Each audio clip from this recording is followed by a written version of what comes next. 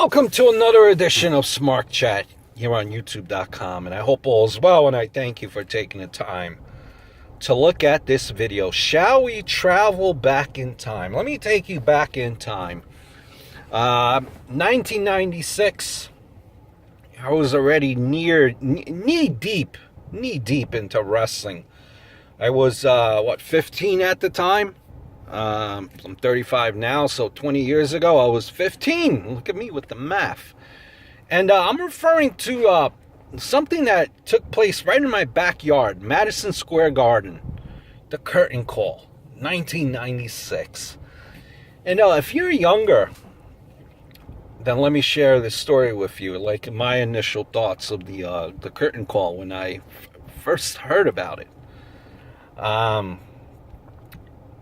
Back in those days, in 96, that was really just the beginning of the early stages of the internet. Internet really wasn't around that long. It's very rare if you had internet access back then. And it's nothing like today where you have Twitter, you have Facebook, Instagram. Back in those days, I remember going into AOL chat rooms and just talking about wrestling. They used to have like a WWE chat room or like a member-created chat room with the wrestling fans. Some of you right now might be thinking to yourself, holy crap, what is AOL? There was AOL, there was Prodigy. AOL was with the dial-up connection where you plug the thing to the back of your computer into the phone line, and God help you if you couldn't connect on a local number and you had to connect it on a long distance number back then. Woohoo! But the point I'm trying to make is, internet early stages, AOL, wrestling chat rooms, that's a platform that you had of speaking with fellow wrestling fans. You also had, back in those days, the hotlines, like hotline reports, but those things were so damn expensive. You never wanted to pick up the phone at 15 years old and have to explain why you're paying $3.99 or whatever it was per minute, $1.99 or something like that, $1.99 per minute for a wrestling hotline. You also had, back then, even at this point, you had Vic Venom. You remember Vic Venom, who turned out to be Vince Russo, and he was already kind of like pulling back to a certain degree during the news and rumors, pulling back the curtain to a guarded way. So just reading it in the magazine and Vic Venom, you already knew that Triple H, who was Jean-Paul Levesque at that time, Diesel, HBK, and Razor Ramon were all buddy, all chummy. And you already knew that just listening to those hotlines,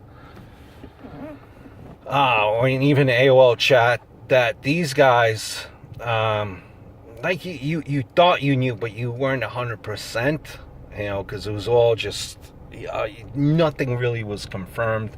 But for the most part, you already knew that Razor Ramon and Diesel would be leaving, getting out of their contract. You didn't know where they would go, but they were leaving their contract for, at least I didn't know, they were leaving their contract for, with WWF. And, after the match, this is when faces and heels, it was guarded. You would never see two, you would never see a face and a heel together. Kayfabe, protecting kayfabe. Now, I know years ago you had that whole thing before then with Duggan and Sheik riding in the same car smoking weed. And boy, did they get punished, and they had to kind of spin it to make it all go away. And they did it well for the most part. But years later, you fast forward to 96, and the wrestling industry was protected, kayfabe. So when at the conclusion, and you had all four men, heels and faces, hugging together, wow. I remember, hearing from a buddy, because again, you had, or hearing from a buddy, and then I jumped into AOL chat and just was like, yeah, is this real? Like, I wouldn't say I couldn't believe it, but I thought that maybe, like, when I heard about it, I thought that something would be happening. Like, are they all becoming good guys? Are they all becoming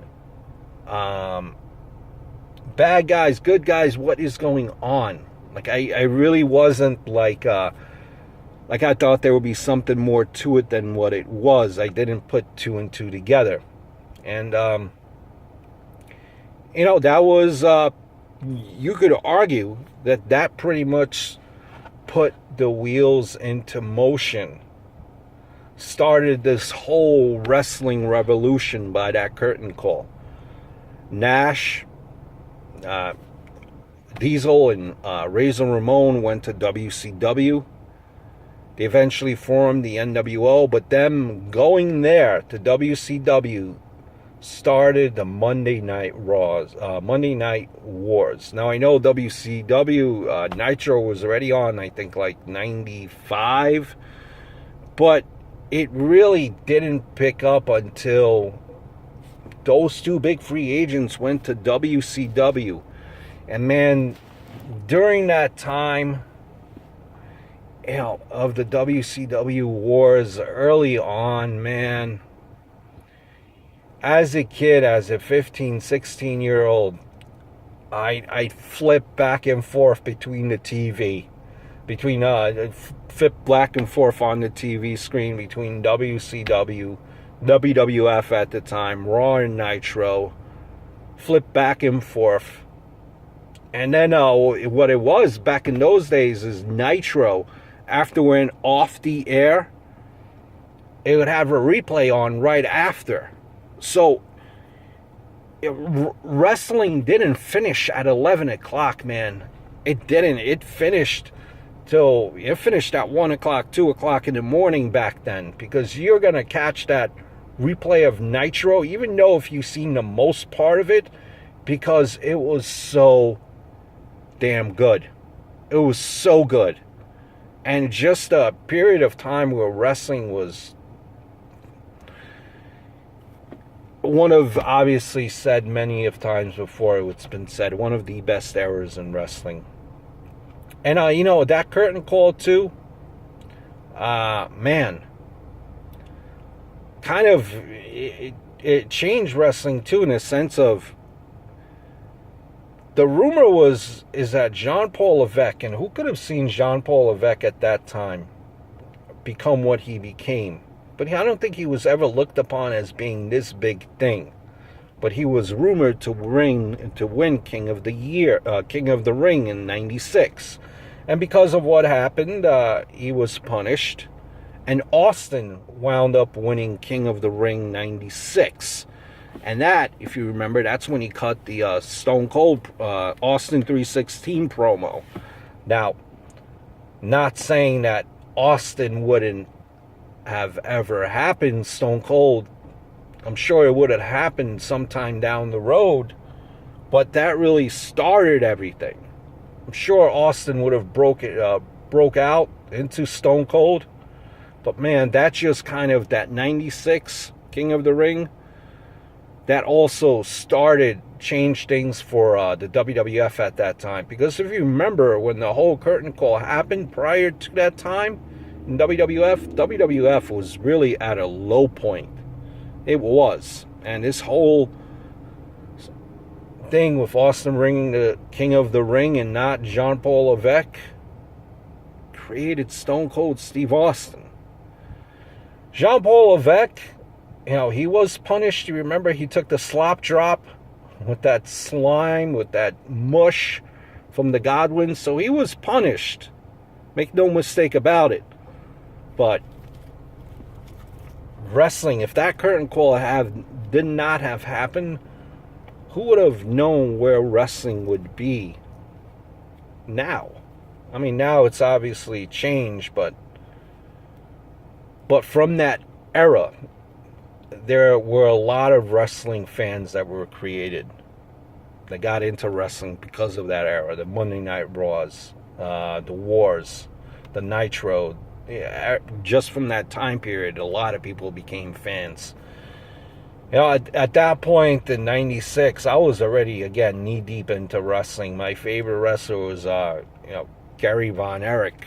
I've, again, said it numerous times, watching AWA, Mid-South, World Class. So I was always a big wrestling fan since I could remember. But that curtain call, it did a lot of things, and it changed wrestling forever. So it's 20 years. May 19th will be 20 years, 1996. And wow, has wrestling changed. The way we get wrestling news obviously has changed. Everything has changed. But just thinking back 20 years ago, just thinking back at the days of how we heard wrestling news. Me, it was the hotlines, Vic Venom in the magazines, and trading VHS tapes and AOL chat rooms. Man, a lot different than what it is now. Hope all is well. Look forward to speaking to you very, very soon.